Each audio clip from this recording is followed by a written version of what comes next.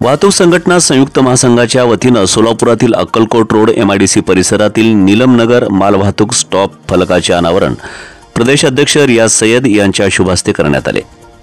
ना कोणत्या पक्षाचा ना कोणत्या धर्माचा, महासंघ फक्त चालकांचा या ब्रीद वाक्याप्रमाणे काम करणारी वाहतूक संघटना संयुक्त महासंघ पूर्ण महाराष्ट्रात आपले पदाधिकारी आणि सभासद वाढवत आहे। याचाच एक भाग म्हणून सोलापूर येथील नीलमनगर भागात माल वाहतूक स्टॉप नाम फलकाचे अनावरण करण्यात आले।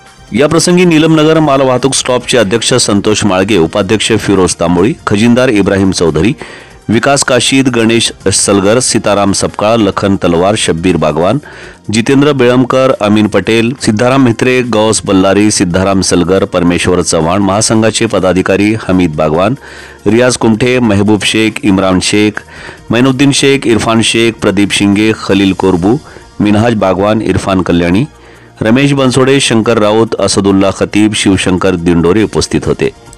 कार्यक्रमाचं सूत्रसंचालन मिनहाज बागवान यांनी केलं, तर आभार प्रदर्शन इरफान शेख यांनी केले। कार्यक्रम यशस्वी करण्यासाठी इरफान कल्याणी यांनी परिश्रम घेतले। मोटर मालक व चालक यांच्यासाठी काम करते, त्याचाच एक भाग म्हणून आज या ठिकाणी तुम्ही आमच्या महासंघामध्ये संलग्न झाला। तसंच आमच्या महासंघाच्या पाठीमागं संलग्न होऊन आमच्या पाठीशी राहिला, त्याबद्दल तुम्हाला पुढील कार्यात शुभेच्छा देतो। तसेच या 2 नवीन पदाधिकारी नियुक्त झाले। जय हिंद। आज नीलमनगर मालवाहतूक स्टॉपचे उद्घाटन करण्यात आलेले आहे। वाहतूक संघटना संयुक्त महासंघ महाराष्ट्र राज्य।